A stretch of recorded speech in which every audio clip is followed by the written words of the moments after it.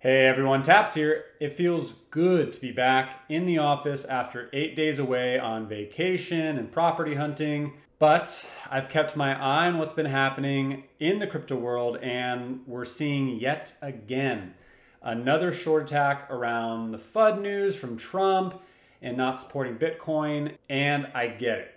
This is when times are the toughest, right? It's been beaten down for over a month now. All of our portfolios are hurting and we're looking for answers. But what do a majority of investors say? Take a pick of famous quotes. They say, "It's always darkest before dawn," or "When others are fearful, be greedy." And actually one of my favorites is from Warren Buffett, where he applies it to the stock market. He says the stock market is the only market in the world where everything goes on sale and everyone's running out of the store, which you can apply to crypto as well. So, of course, I don't like seeing my portfolio negative.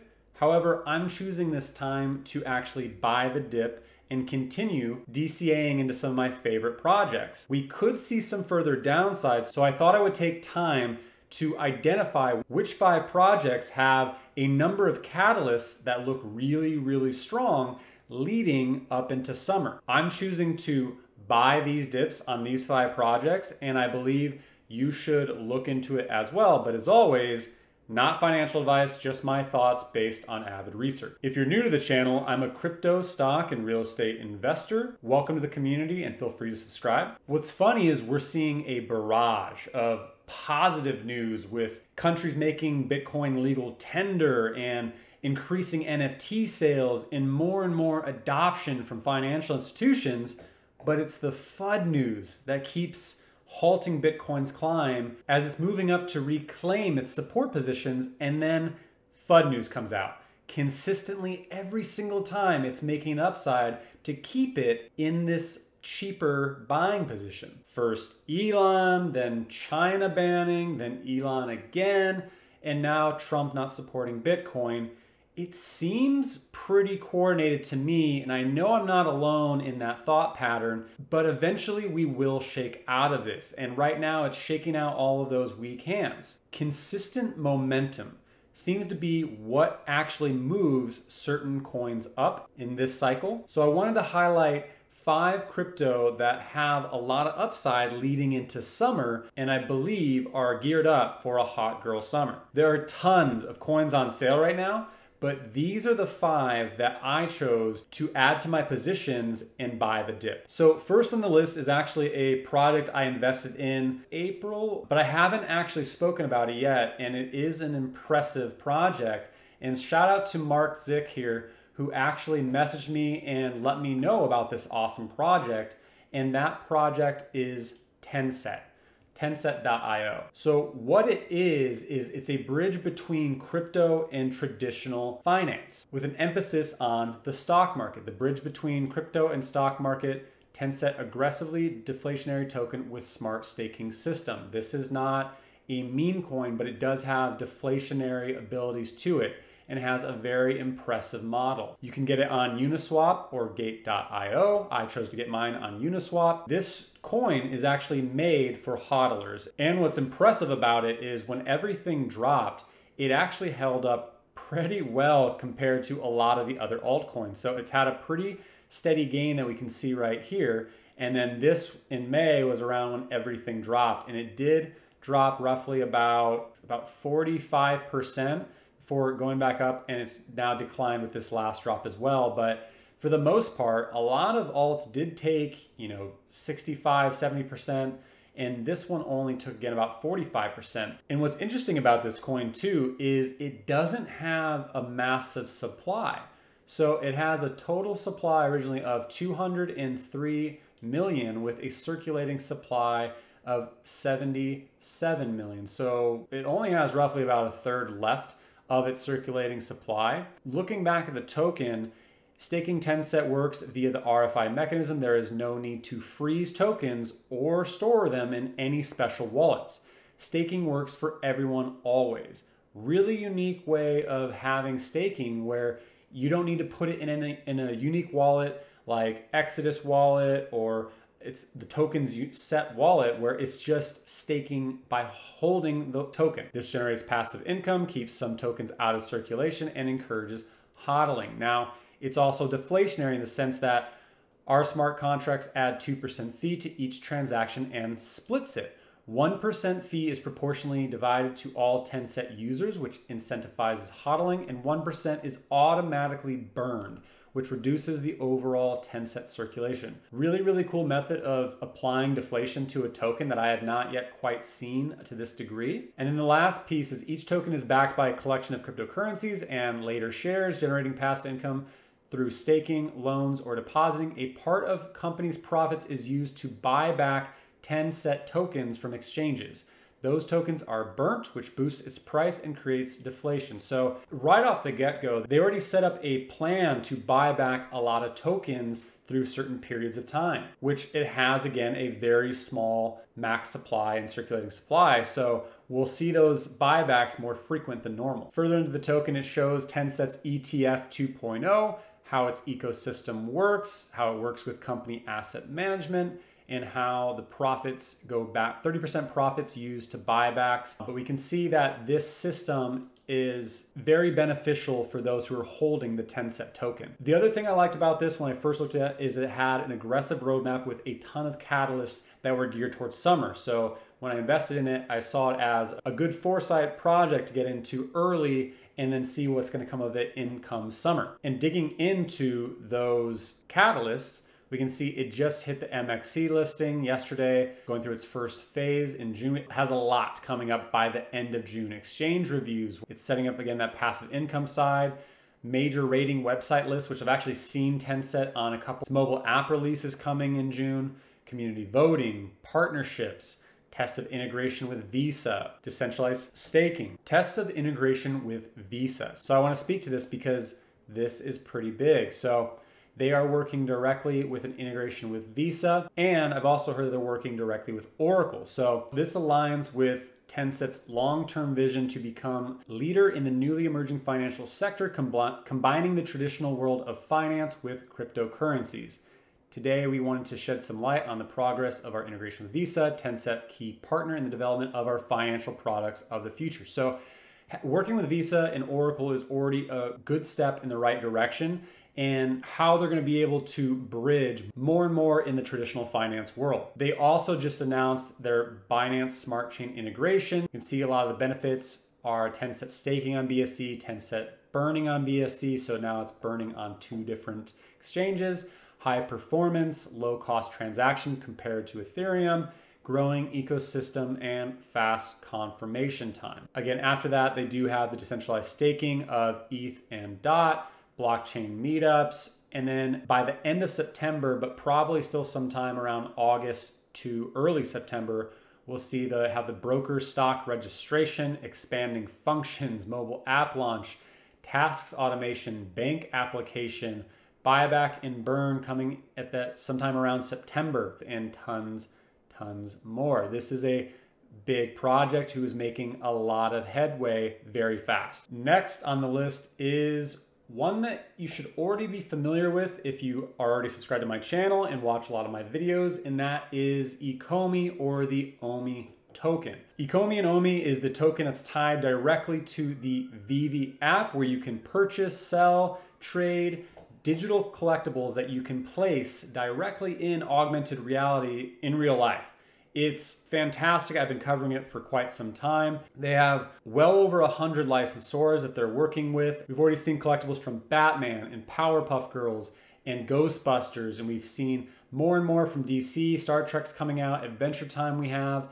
Jurassic Park's coming out. We already know that they have a sports vertical and other verticals coming out as well, anime in the near future. And how it works is when you purchase gems with fiat to buy these collectibles, Omi is actually burned, and it's burned at an impressive rate. And what's cool about that is they're targeting mass audience, so not just crypto users. And so people will actually come and use the Veve app, buy collectibles, use them in augmented reality in the near future, and have really no idea that there is an Omi token attached to it that is burning when they're buying these gems. However, the price action on the Omi token has been beaten down. We can see initially it was 0.0006 a token back in February, and then it shot up started gaining traction around 0.02, and then in March, it went on a tear all the way up to 1 cent, a little above 1 cent, and has been consistently moving down with that of most other NFT altcoins that we've seen as well. And it has had another climb and has what looks like found a bottom of roughly a 0.002 range of price. So it could go back down below that, but it seems like whenever it drops below 0.002, it gets bought up pretty quick. Looking at most of the actual addresses of wallets who are hodling Omi, there are well over, I think, 1,250 plus who hold over 10 million Omi. So most who are actively engaged in the community and see the value in this coin are just hodling it, and most likely buying the dips every single time they come, like myself. But again, this looks like a pretty consistent bottom, and it's pretty in line with where we saw its first major breakout. At this price, this is why it's a good time to get in if you are not in and or dollar cost average down, because there are 5 major catalysts out of like 10 that they have coming roughly around summer. And the first is Veve and Omi have been geared towards collectors, right? Those of us who love collectibles and also love NFTs of Batman and Ghostbusters and so forth. But now they're releasing more and more verticals that are broadening the awareness and different followings. They not too long ago announced that they're going to be working with Ron English, who is a very prolific and edgy artist who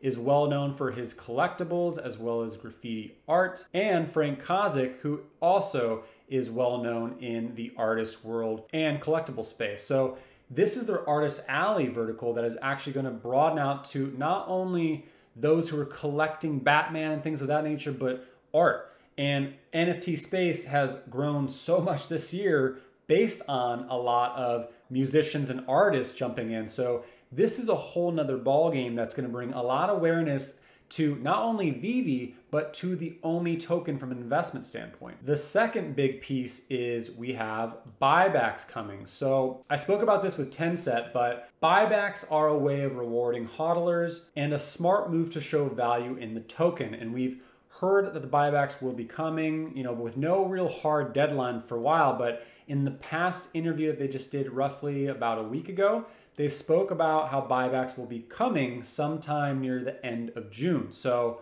if you are hodling, the buybacks will bring a lot of awareness to Ecomi token and be seen as a point of strength. The third piece is they spoke about how they're going to be at Comic-Con this year. What's unique about this year is Comic-Con this year is virtual. Can you think of a better format for a digital collectible virtual app to show off what they can do than in a virtual environment? This is going to be a great way to not only capture new Veve users who are buying the collectibles and burning Omi, but also to attract more Omi investors on the grander scheme who see them at Comic-Con and licensors to jump on as well. The fourth piece is the token has been on limited exchanges, but we're going to be seeing more exchanges offering the Omi token. So they are moving to a new exchange. However, there are multiple exchanges who work directly with GoChain. Now, I wasn't able to find specifically anything that said GoChain works with these exchanges. However, I did find Go, its token, is compatible with these exchanges. So I can only assume that these exchanges are a possibility, which are Binance, Upbit,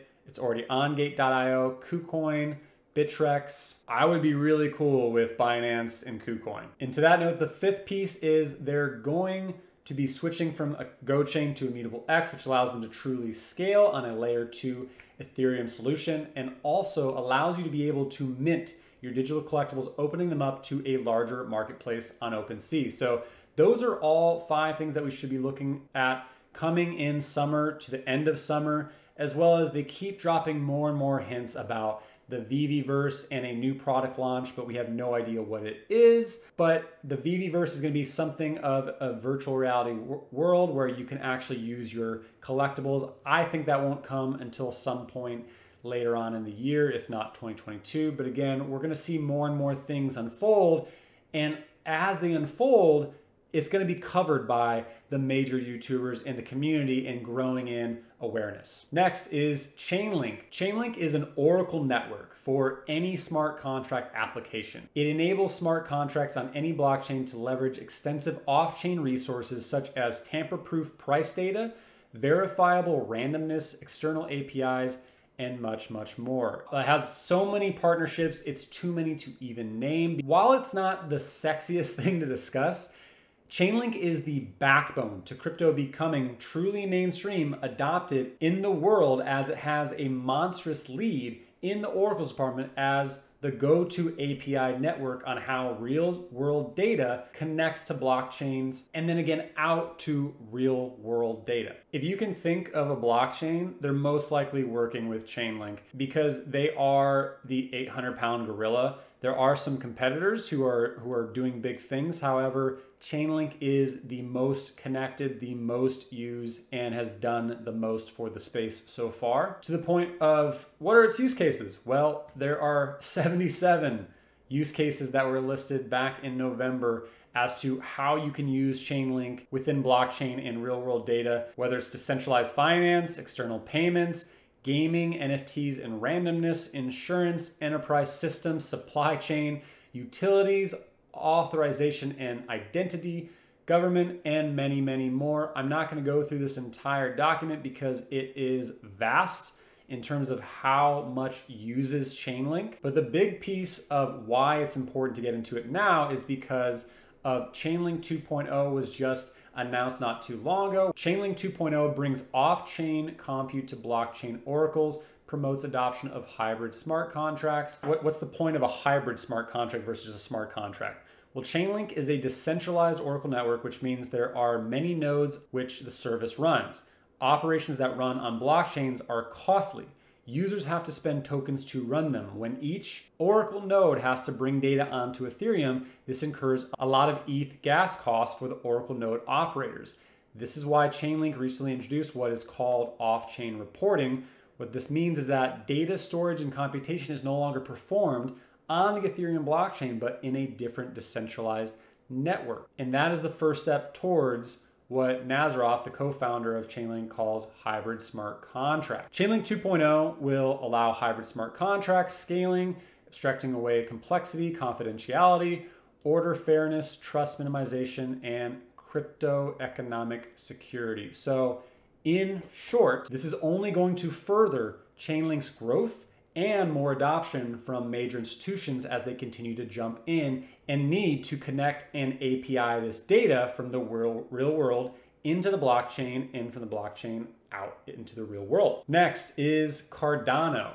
So I've touched on Cardano not too long ago in a video, and if you'd like an in-depth specific on ADA, then I recommend you watch this video. Cardano's price goes down as Bitcoin continues to drop, but as soon as we get an even level and everything starts moving back up, Cardano will not be under $2 much longer. Now, Cardano has been chastised for a while for not having a ready product after years of development.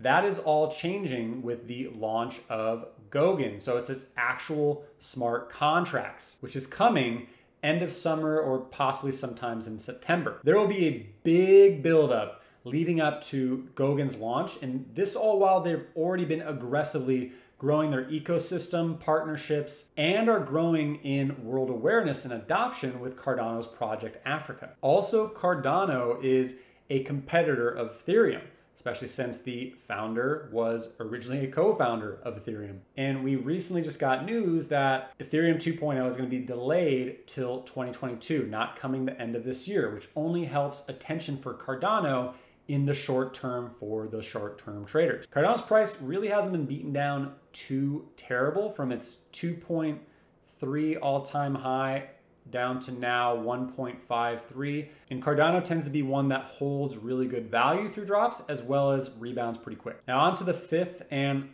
final crypto that I believe is worth buying in this dip. And this is one I've never covered exclusively on a video before, but I've definitely spoke about it and mentioned it, and we actually just discussed it. and that is Ethereum. Now, you could be saying, why cover Ethereum? Like, I know what Ethereum is. Yes, I know you know what Ethereum is. We all know what Ethereum is. And I hope you hold some Ethereum in your bag like I do. And if not, this is a good price to get back in. It could continue to drop if Bitcoin drops, but it has a large catalyst coming in July. Now, yes, Ethereum 2.0 was delayed. It's been being developed for 5 years. It's going to be absolutely incredible to have a truly deflationary Ethereum and sharding. It's going to be massive when it comes to fruition. But even 5 years of buildup hasn't slowed ETH's growth or their ability to make improvements, as we've seen with their hard fork. Now, we had the Berlin hard fork that happened in March, and we can see actually that March, it did have a big tick up and continue to rise from that point. So it did see a lot of gain from the Berlin hard fork, but the Berlin hard fork wasn't as significant as the upcoming hard fork, which is the London hard fork. We can see that they're already going through some test nets with Ropsten, Go Early, Rinkeby, and all leading again to its London hard fork here by the end of July. Now, we're all very frustrated with gas fees and how incredibly expensive they are, especially when we're all actively trading, whether we're selling, buying, doesn't matter. It's just a big issue. The London hard fork in July is going to help with that. So you can see the prices this year have been insurmountable, with some going above $100, I believe, especially if you're using MetaMask or if you're buying lots of NFTs, then you know gas fees are insane. And this is because it's currently based on an auction system that congests the network and sends the prices sky high during high traffic. The London hard fork will introduce the EIP 1559, poses that instead of a single fee, there will be 2 fees, a base fee, which will be fixed per block depending upon the block size, and inclusion fee, an optional fee that will go directly to the miners. Now, this creates deflationary pressure on Ethereum. The base fee will be burnt permanently, but putting deflationary pressure on Ethereum over the long run. This is good because if you're not familiar, Ethereum has an infinite supply, similar to like Doge and others. And this starts to actually create the right step towards deflation, which will truly come in Ethereum 2.0. But it's starting to show an ability to put some scarcity on the tokens and not just have that infinite supply. But this leading up to summer will make it easier for us as Ethereum users to incur lower gas fees whenever we buy and sell. And again, it creates a bit of scarcity to the token, which is going to create a lot more hodling in value of Ethereum. There are tons of crypto on sale right now that will have an amazing summer. Like I almost put in Matic or XRP into ETH slot, but Ethereum has been beaten down so much with not a lot of emphasis on how important the London hard fork is, that I don't want you to sleep on how valuable Ethereum is and where its price can go this summer. All these projects that I've highlighted in this video have been hit by Bitcoin's drop, which consistently has me repeating the old phrase, buy low, sell high. On top of that, all 5 of these projects are solid projects that are great for any investor, whether you're a swing trader or a long-time hodler. So what are your thoughts? Do you agree that these 5 projects are primed for a hot girl summer? And are there others that we as a community should be aware of? Let me know your thoughts in comments down below. That's it for today. I'm Taps. Thank you for your time, man. Happy trading.